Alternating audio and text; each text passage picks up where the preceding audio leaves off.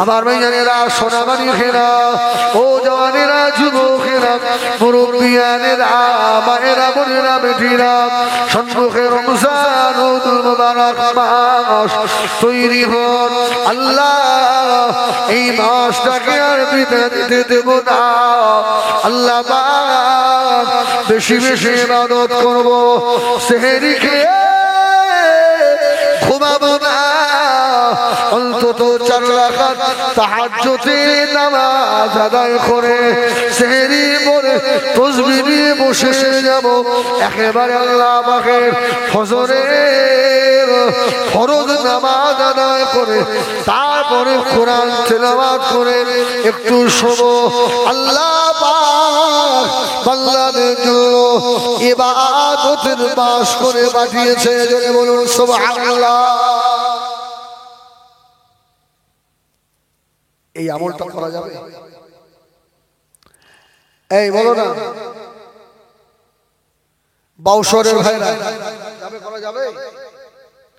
আরে তারাবি বলে গিয়ে তাড়াতাড়ি শুয়ে পড়বে, সেহরির একটু আগে উঠে তাহাজ্জুদ করে হয়তো সেহরি করলেন, দুটো ভাত খেলেন, একটু খাজুর খেলেন, একটু ফল খেলেন, খেতে খেতে আজানের সময় তাহাজ্জুদ তো পড়ে নিলেন 4 রাকাত।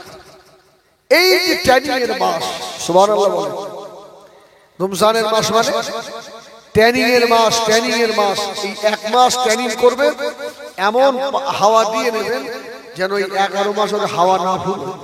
সুবহানাল্লাহ বলেন। হ্যাঁ কি ভাই, যারা পুলিশ আর্মি মিলিটারি এদের ট্যানিং হয় না, হয় না? 6 মাস 1 বছর ট্যানিং হয় না? ওই যে ট্যানিং দিয়ে ছেড়ে দিল, কি যতদিন চাকরি থাকবে ওই ট্যানিং ই চলবে তো। তবে মাঝে মধ্যে আবার ট্রায়াল দিতে হয়।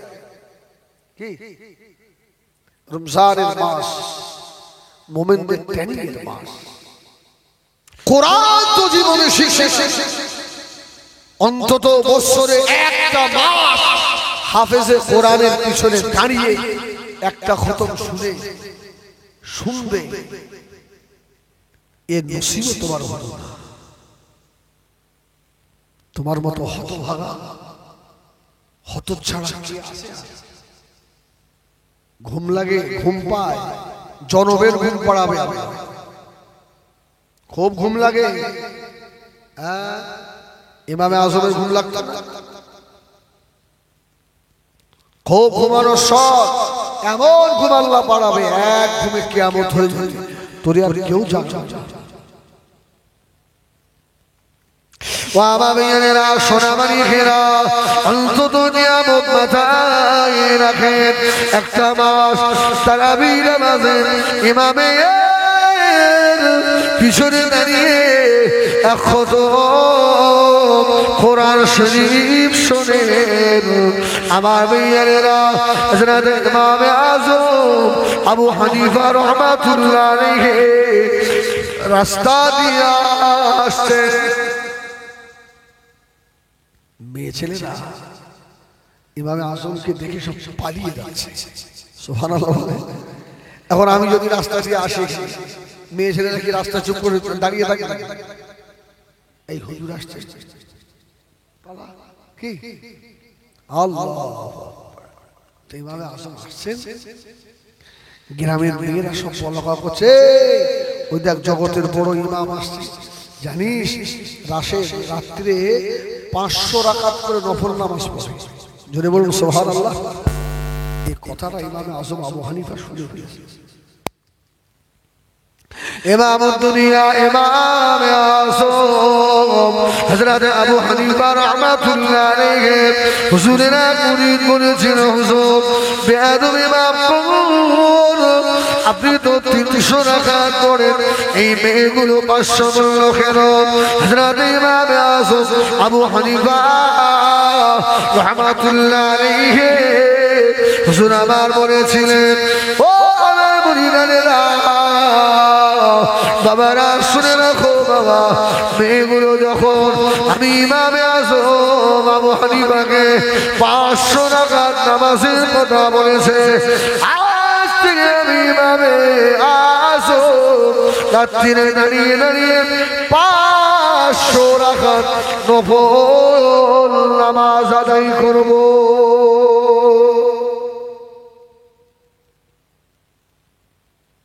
এত কষ্ট কিসে? সারাদিন ধান নেড়াও, মাজায় ব্যথা হয় না?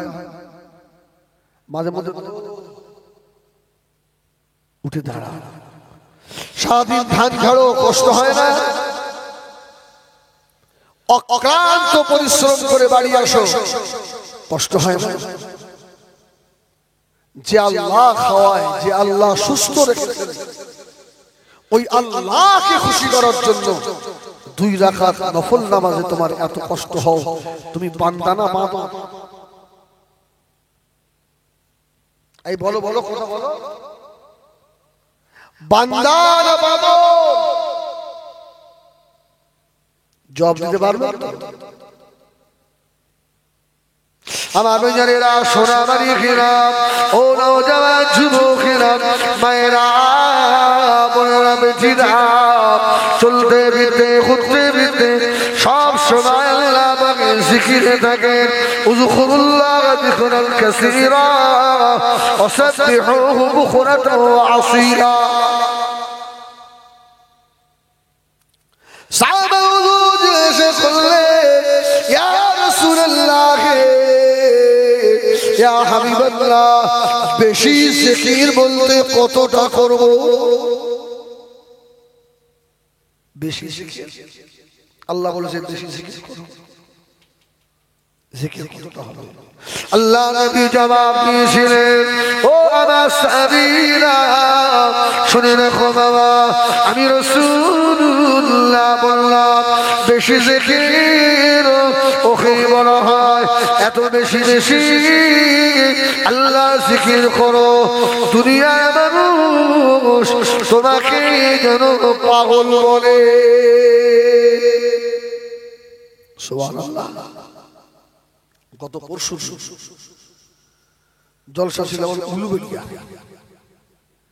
জলসা করে ফিরে আসছি, এক পাগল হাতে একটা লাঠি, আল্লাহ আল্লাহ আল্লাহ।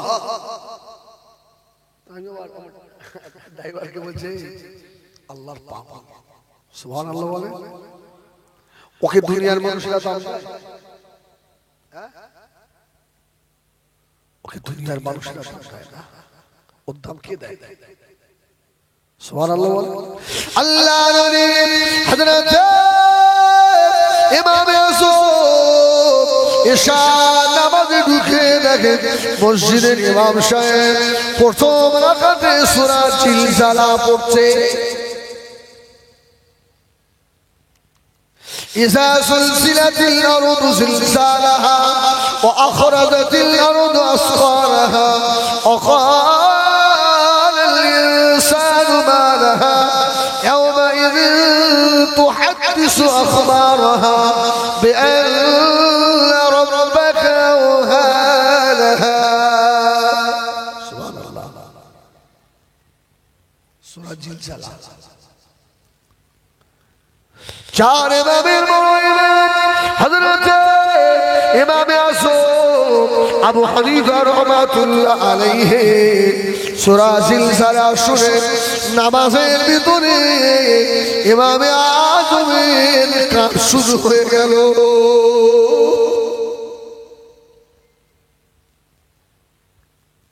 এর ভিতরে কিয়ামতের কথা আছে।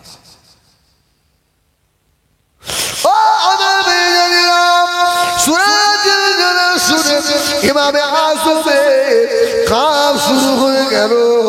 হযরত ইমামে আযম আবু হানিফা রাহমাতুল্লাহ আলাইহি নামাজ হয়ে গেল।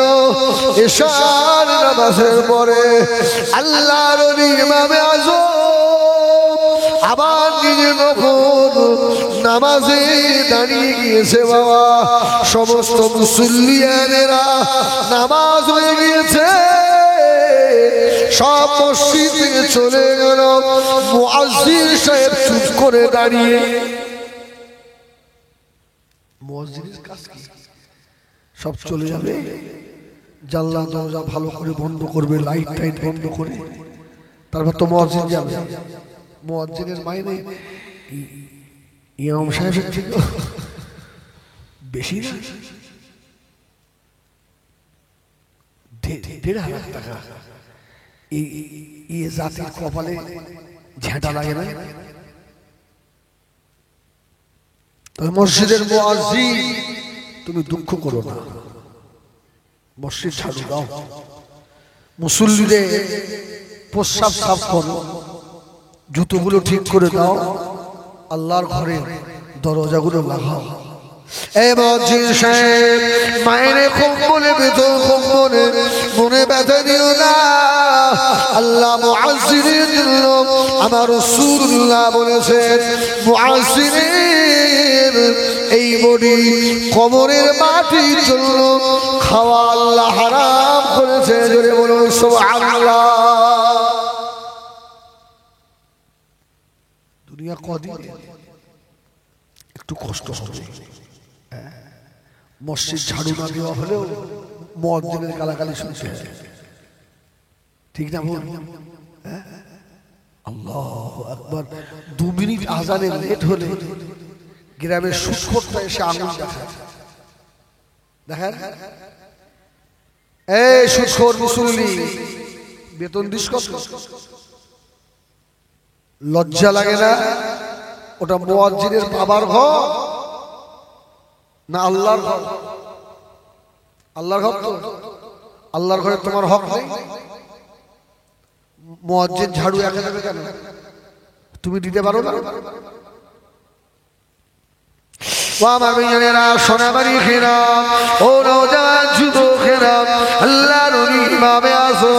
আবু হানিফা রাহমাতুল্লাহ আলাইহি, ও হুজুর আমার, এশার নামাজের পরে নফল নামাজে দাঁড়িয়ে গিয়েছে, আল্লাহর সূরা ফাতিহা পড়ে সূরা বাকারা ধরলেন।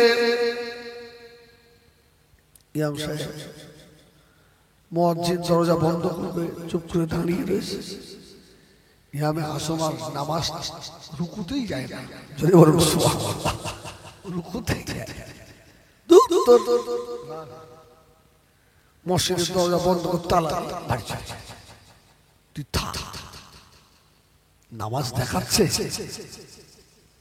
ও আমার বিজনেরা, শোর হয়ে গেল, সবে সাহাবে হয়ে গেল।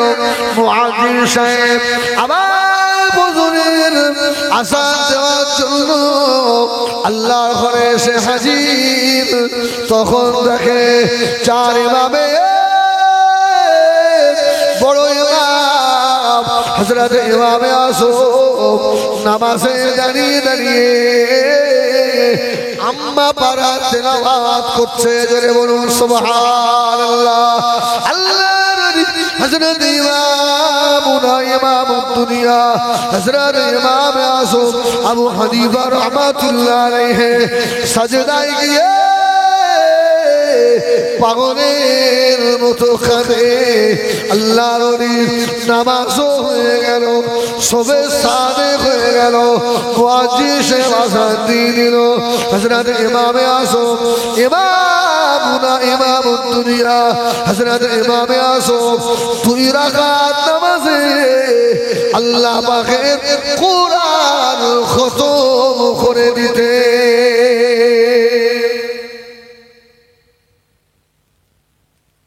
এখানে সূরা তারাবিহ খতম।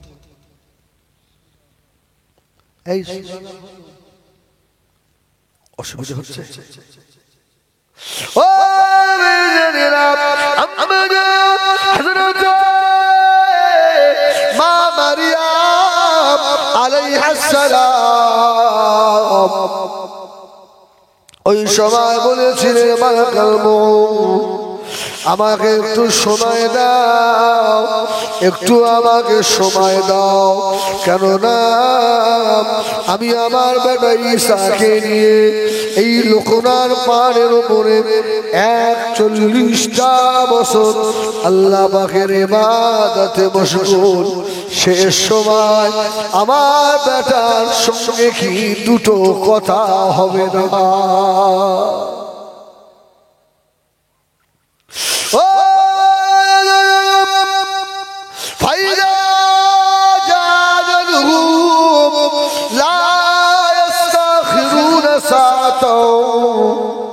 ওয়ালা ইস্তাকদিমুন।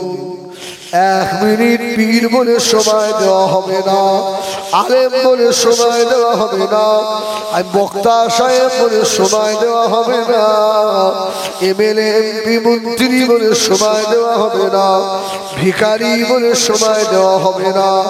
নবীর মাকে আল্লাহ রাব্বুল আলামিন 1 মিনিট সময় দিলেন না। ও হযরত মারিয়াম আর সময় নাই। আম্মা জান মা মারিয়াম আলাইহিস সালামের জানটা কবজ করে নিয়ে চলে গেল। আম্মা জান মা মারিয়াম লোখনার পাড়ের উপরে শুয়ে পড়েছে।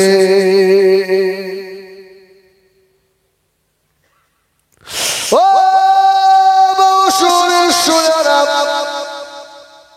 আল্লাহর নবী হযরত ঈসা আলাইহিস সালাম অন্য পাহাড় থেকে কচি পাতা নিয়ে এসে বাবা আম্মা জান মা মারিয়াম আলাইহিস সালামের পাশে বসলেন। এসে দেখে আমার আম্মা জান ঘুমিয়ে রয়েছেন।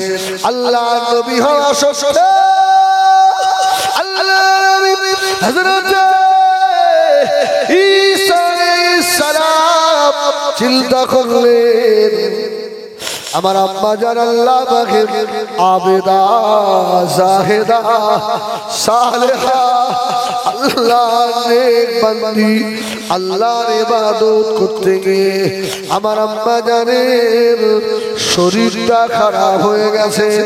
আমার আম্মা জান মনে হয় ঘুমিয়ে রয়েছে। আমি আমার আম্মা জানকে জাগাবো না, আমি আমার আম্মা জানকে ডাকবো না। যদি আমার আম্মা জানের আরামের ঘুম যদি ভেঙে যায় আমি ঈসা আল্লাহ দরবারে জবাব দিতে পারবো না।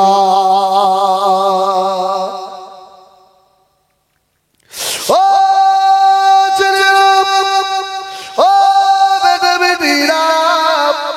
অনেকের বাবা দুনিয়ায় নাই, হায়াতে জিন্দেগিতে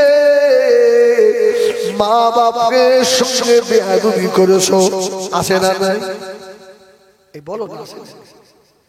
অনেক ছেলে আছে মাকে ধমক দিয়ে কথা বলেছে, মাকে ঘাট ধরে বার করে দিয়েছে। মায়ের ছোট একটা ঘর করে দিয়েছিল, লাঠি মেরে ঘর ভেঙে দিয়েছে। মায়ের খাওয়া থালা ধরে টান মেরে বেটা ছুঁড়ে ফেলে দিয়েছে। ও ওই মানুষকে কবরে কি হবে তোমার উপায়? বেশি বেশি মায়ের কবর জিয়ারত করো, আব্বার কবরটা জিয়ারত করো, আর আল্লাহ দরবারে ক্ষমা চাও। আল্লাহ ফেরেশতা দিয়ে আমার বেয়াদবিটাকে ক্ষমা করিয়ে দেন।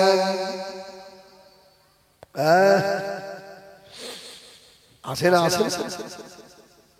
আল্লাহ পাক ময়দানে হাশরে কয়েকটা বান্দার দিকে আল্লাহ তাকাবেন না, রহমতের নজরে আল্লাহ তাকাবেন। তার মধ্যে একটা হলো যে সব সন্তানেরা মা বাবার সঙ্গে অসৎ ব্যবহার করেছে, এদের দিকে আল্লাহ তাকাবে না। তোর নামাজ আল্লাহ নেবে না, তোর নামাজ কতটা আল্লাহ নেবে। সুবহানাল্লাহ বলে। ও মেয়েরা সোনার দিকেরা আল্লাহ নবী ঈসা আলাইহিস সালাম অন্য পাহাড় থেকে পাতা নিয়ে এসে আম্মা জানের মাথা ধরে বসে রয়েছে। আমার আম্মা জান আরাম করছেন, আমার আম্মা জানকে জাগাবো না। এদিকে দুনিয়ার মানুষের আফতারি করা হয়ে গিয়েছে সন্ধ্যার বেলা আল্লাহ নবী ঈসা আলাইহিস সালাম এবারে চিন্তা করেন দুনিয়া মানুষের ইফতারি হয়ে গেল আমার আম্মা জানকে এবারে আমি জাগাই আমার আম্মা জান ইফতারি করবে আল্লাহ নবী ঈসা আলাইহিস সালাম ও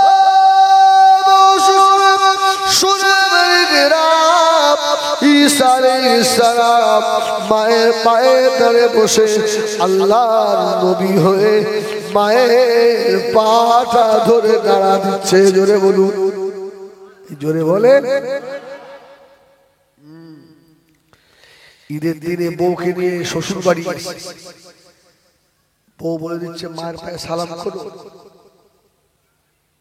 বউ অখুশি শাশুড়ের পায়ে হাত দিতে এই অসভ্য লজ্জা লাগে না নিজের মায়ের পায়ে হাত দিতে লজ্জা এই ঠিক বললাম না ভুল বললাম শ্বশুরের পায়ে হাত দিতে লজ্জা লাগে না বাপের পায়ে হাত দিতে লজ্জা আমি হিজবুল্লাহ শ্বশুর শাশুড়ির পায়ে হাত দিতে নিষেধ করছি না তারাও তোমার গুরুজন হাত দিবে তবে আগে নিজের মা বাপের পায়ে হাত দিয়ে তারপরে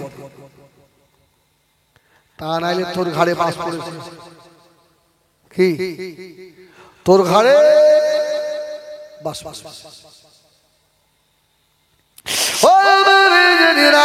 সোনা বাড়ি ফেরা আল্লাহ নবী ঈসা আলাইহিস সালাম মায়ের পা ধরে নাড়া দিচ্ছে আম্মা জান উঠে পড়ুন আর ঘুমাবেন না মা দুনিয়ার মানুষের রোজাদারদের ইফতারি হয়ে গিয়েছে আল্লাহ নবী ঈসা আলাইহিস সালামের আম্মা জান কোনো কথায় সাড়া দিচ্ছেন না আল্লাহ পাকের তরফ থেকে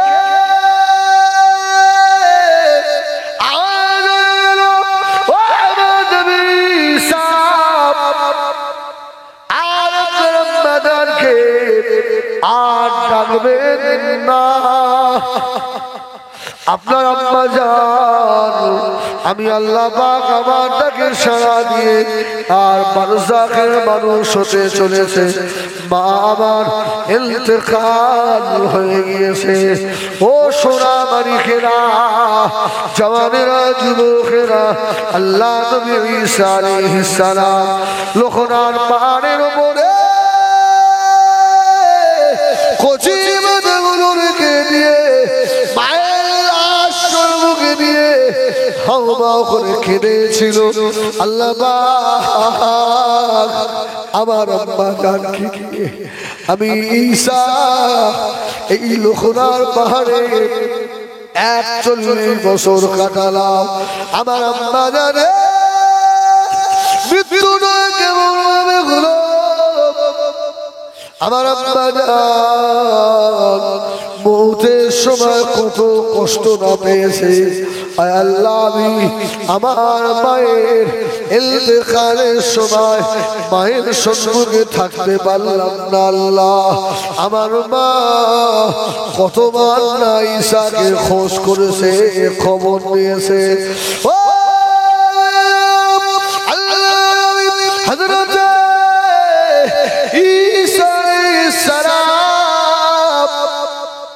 চিন্তা করলেন আম্মা জানকে তো বেশিক্ষণ রাখা যাবে না আল্লাহ নবী ফরমাচ্ছেন তিনটি কাজ তোমরা দেরি করো না খুব তাড়াতাড়ি করে দিও অসুবিধা হচ্ছে অনেকে বলেছে হিজবুল্লাহ দাওয়াত করো না এই গ্রামে বলিনি বলে এই সেটা বল ইহলা জানে বলবো না আমি জানি আরে হিজবুল্লাহ যদি রুজি বাউশরে থাকে সারা বাউশরের লোক আমরা আটকা দিতে পারবে হ্যাঁ এটা তো আমাদের ঈমান সুবহানাল্লাহ সুবহানাল্লাহ হ্যাঁ আমার ভাই একটু জোরে তাকবীর দেবেন আল্লাহর নামে একটু জোরে নেবেন লেনদেন দেখি দাঁড়াই তাকবীর দিদি বুড়ো গুলো আছে সেই দিকে আওয়াজ বেশি। আর তোদের মুখে কি হয়েছে? হ্যাঁ, শালা গালাগাল দেওয়ার সময় তো খুব জোর দিস। হ্যাঁ, একদম মুখি বান মারবো, জোরে তাকবীর দে, নারায়ে তাকবীর। আল্লাহ যে আসতে বলবে তুমি তার বিচার করো, জোরে দে নারায়ে তাকবীর, নারায়ে তাকবীর। হ্যাঁ, নারায়ে রিসালাত। দেখো আবার আসতে এটা ছড়িয়ে গেছে। এটা জোরে বলো, নারায়ে রিসালাত ইয়া রাসূলুল্লাহ, সুবহানাল্লাহ। এই আপনারা রাগ করলেন নাকি? আমি ভাওন এলাকায় এইসব এলাকাগুলো মন খুলে বসে, হ্যাঁ, যা ইচ্ছা হয় তাই বলে। আমি জানি এরা আমার পারবে না, ভালোবাসে। তুমি যখন হাওড়া, হুগলি, মেদিনীপুর যাই তখন কথা মেপে মেপে বলতে হয়। আল্লাহু আকবার, বলেন আল্লাহু আকবার। ও মুমিনেরা, মুরব্বিয়ানেরা, আল্লাহ নবী ঈসা আলাইহিস সালাম, আল্লাহ নবী বলেছিলেন তোমরা তিনটি কাজ দেরি করো না। এক নাম্বার হলো নামাজে রক্ত হয়ে গেলে আওয়াল ওয়াক্তে নামাজ আদায় করো। দ্বিতীয় নাম্বার হলো ছেলে মেয়ে বালেগা হয়ে গেলে সম্মান থাকতে থাকতে বিয়ে দিয়ে দাও। তৃতীয় নাম্বার হলো তোমাদের মা, তোমাদের বাপ, আত্মীয় স্বজন মারা গেলে বেশিক্ষণ রেখে দিও না, তাড়াতাড়ি করে কবরস্থ করে দাও।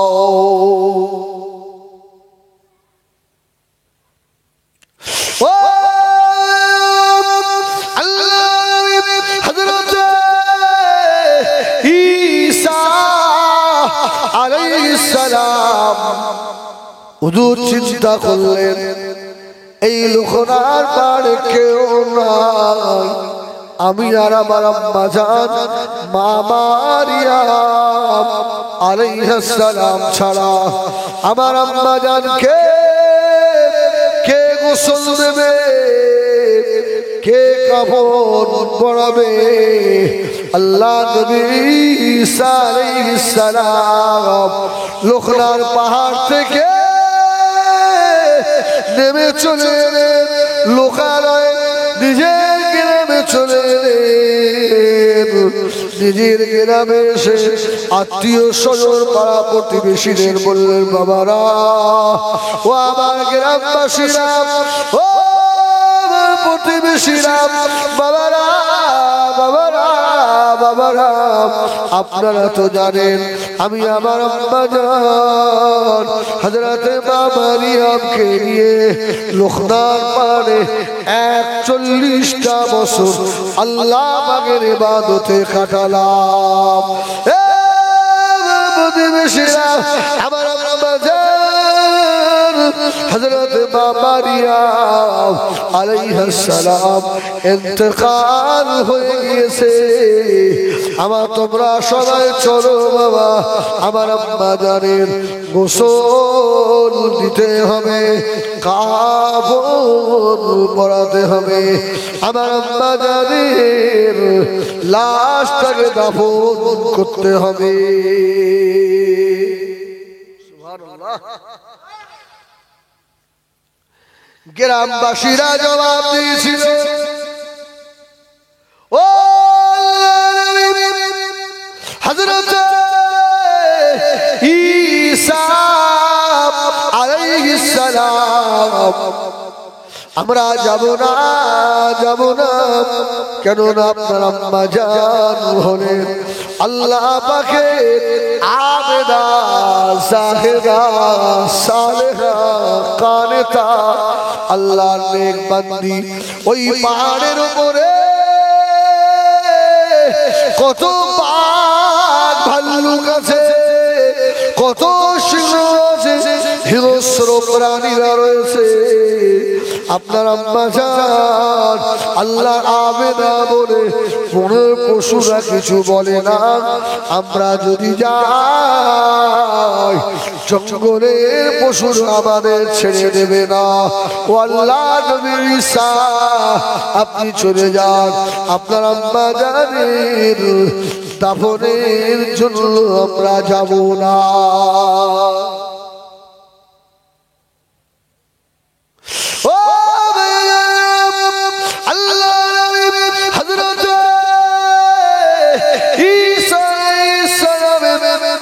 মনটা খারাপ হয়ে গেল।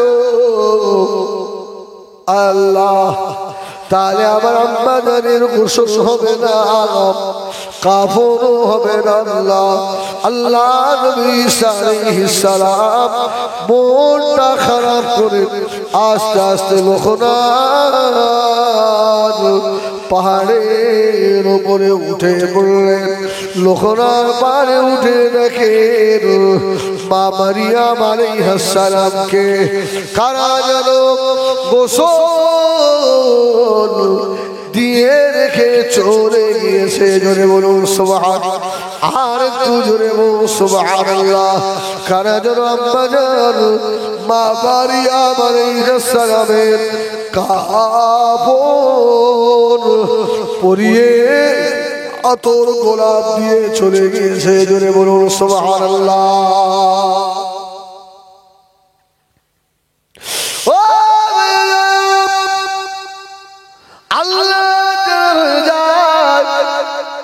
আমার আল্লাহ তা হয়ে যায় না, যায় না। এই আমরা সাধারণ মানুষ, আমরা কি আল্লাহর আবেদ হতে পারবো না?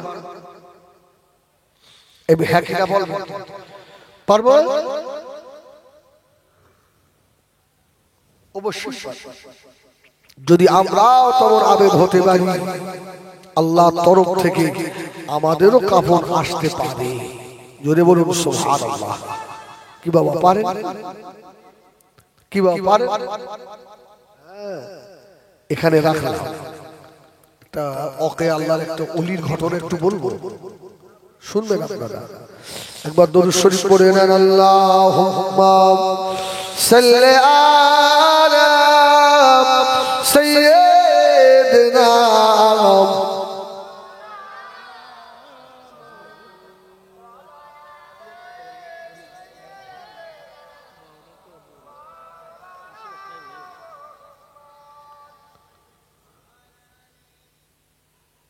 जिसमें आशा रह गए रूहे बिलाली ना रहे, जिसमें आशा रह गए रूह बिलाली ना रहे, फलसफा रह गए हैं तलकीन गज़ाली ना रहे।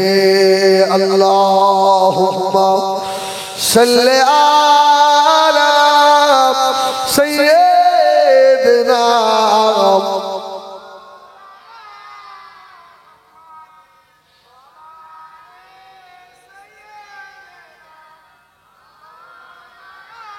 आसियो उसके सनवार में डूबो, डूबो कर ही किनारे मिलेगी।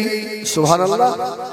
आसियो उसके सनवार में डूबो, डूबो कर ही किनारे मिलेगी।